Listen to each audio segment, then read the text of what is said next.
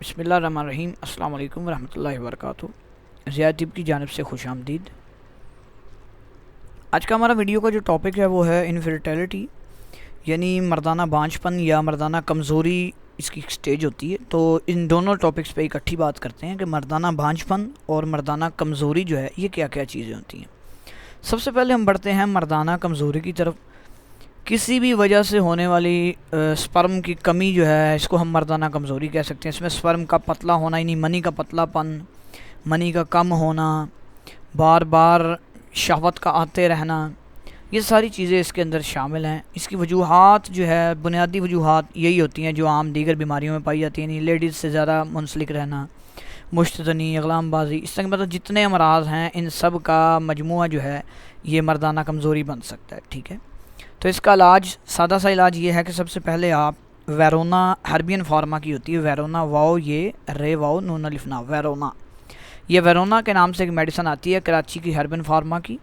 یہ آپ ایک کیپسول صبح اور ایک کیپسول شام استعمال کریں تو جو تھوڑی بہت کمزوری ہوتی ہے وہ اس سے کلیئر ہو جاتی ہے۔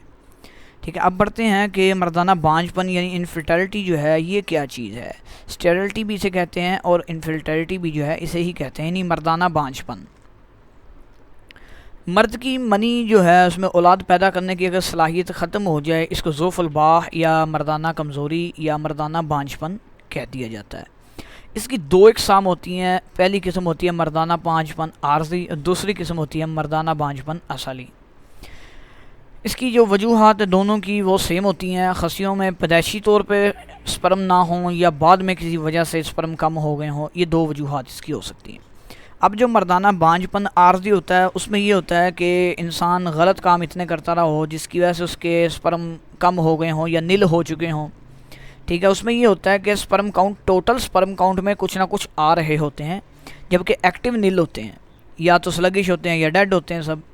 تو ایسا مریض جو ہے یہ تو قابل علاج ہوتا ہے، یعنی جس کو صرف ابھی اولیگوسپرمیا، ایزوسپرمیا کی ابتدائی سٹیجز ہوں، یا اگر ہوں تو اس کے مطلب ٹوٹل سپرم کاؤنٹ شو ہو رہے ہوں، 1-2% ہی ہوں لیکن شو ہو رہے ہوں، تو ایسا مریض جو ہے کافی مطلب تگ دو کے بعد ٹھیک ہونے کے قابل ہوتا ہے، یعنی کہ 70% اس کے چانسز ہوتے ہیں کہ ایسا مریض ٹھیک ہو سکتا ہے۔ ٹھیک ہے، یعنی جس کا 1-8% سپرم جو ہے شو ہو رہا ہو۔ اب وہ مریض جس کے رپورٹ کے اندر، یعنی سپرم کی انالیسس کے اندر، رپورٹ کے اندر ایک بھی سپرم کاؤنٹ شو نہ ہو رہا ہو، بالکل سارا کچھ ہی نل ہو، زیرو ہو، ہر چیز زیرو، تو ایسے مریض کو ہم کہہ سکتے ہیں کہ یہ مردانہ بانجھ پن اصلی ہے۔ اس کی بھی آگے متعدد وجوہات ہو سکتی ہیں۔ اس کی سب سے جو بنیادی وجہ وہ تو ایک یہ ہو سکتی ہے کہ اس کی پیدائشی طور پر یہ پیدا ہی مسئلہ ایسا ہوا ہے، شروع سے بانجھ ہے، اس کا علاج جو ہے تقریباً ناممکن ہوتا ہے۔ ٹھیک ہے، باقی اللہ تعالیٰ کو جو منظور۔ اس کے بعد دوسرا ایسا مریض ہوتا ہے جس کے شروع میں تو سپرم تھے لیکن بعد میں اس نے اس قدر گناہ زیادہ کر لیے، اس قدر شدید وہ غلط کاموں میں ملوث رہا کہ اس نے مکمل طور پہ اپنی رگوں کا ستیہ ناش مار لیا، اب اس کے ٹوٹل ہر چیز ہی نل ہو گئی ہے۔ ایسے مریض کے صرف 10% چانسز ہوتے ہیں کہ یہ ٹھیک ہو سکتا ہے، لیکن یہ علاج سارے لمبے علاج ہیں، یہ 1-2 ماہ کا علاج نہیں ہوتا۔ اگر کوئی یہ سوچتا ہے کہ میں 500، 1000 یا 2000 میں ٹھیک ہو جاؤں گا تو یہ اس کی خام خیالی ہے، اس سے بہتر ہے کہ وہ علاج ہی نہ کروائے، وہ ویسے ہی کو صدقہ خیرات کرے، شاید اللہ اسے ویسے ہی شفا دے دے۔ ٹھیک ہے، ان میں سب کے مہنگے علاج ہوتے ہیں، سستا علاج ان میں کسی بھی چیز کا نہیں ہوتا۔ تیسرا وہ پیشنٹ ہوتا ہے جس نے غلط کام تو نہ کیے ہوں یا غلط کام کیے ہوں یا کسی بھی وجہ سے اس کے جو ٹیسٹس ہیں ان میں رگیں جو ہوتی ہیں وہ رگیں یا پھول چکی ہوں یا وہ بلاک ہو چکی ہوں، اس کو ویریکوسیل کہتے ہیں۔ ٹھیک ہے، اس کا پھر علاج کیا جاتا ہے کہ اگر یہ ٹھیک ہو جائے تو اس کے بعد سپرم جو ہیں دوبارہ سے ایکٹیو ہونے شروع ہو جاتے ہیں۔ یہ بھی مردانہ بانجھ پن میں سے ایک قسم ہے۔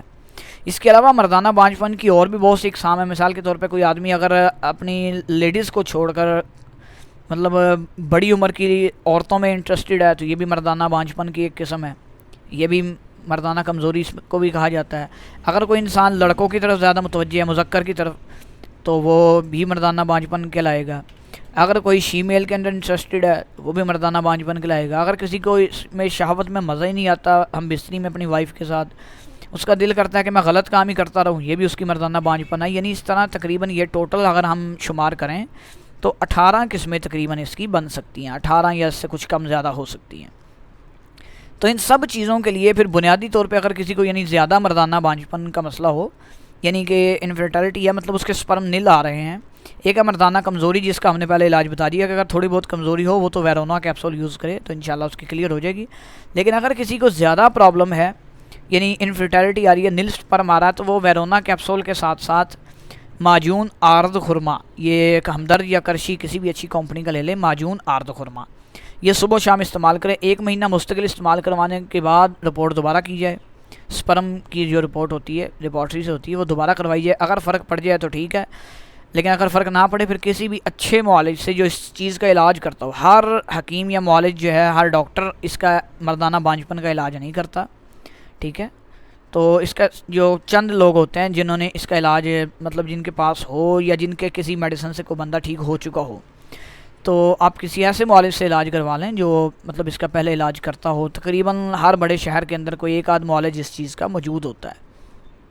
تو ہمارے پاس بھی اس چیز کی مکمل میڈیسن ہوتی ہے، لیکن مکمل ہسٹری بتانے کے بعد اور یہ مکمل یعنی تفصیلی چیک اپ کے بعد اس کی دوائی دی جا سکتی ہے. جس کو مردانہ بانجھپن کا مسئلہ ہو، انفرٹیلٹی ہو یا ایزوسپرمیا ہو، اولیگوسپرمیا ہو یا ویریگوسیل کا کوئی مسئلہ ہو، تو مکمل انفارمیشن دینے کے بعد وہ بندہ ہم سے دوائی منگوا بھی سکتا ہے. سب سے بہتر تو یہ ہے کہ وہ مطب پہ خود آئے. تو لیکن اس کی فیس الگ سے ہوتی ہے، چیک اپ فیس الگ ہوتی ہے، پھر اس کے بعد میڈیسن کا جو اخراجات ہوتے ہیں وہ الگ سے ہوتے ہیں. امید کرتے ہیں کہ آپ کو اس کی بنیادی وجوہات جو ہے سمجھ آ چکی ہوں گی. تو انشاءاللہ یہ ویڈیو آپ کے لیے فائدہ مند بھی رہے گی. بہت شکریہ. السلام علیکم.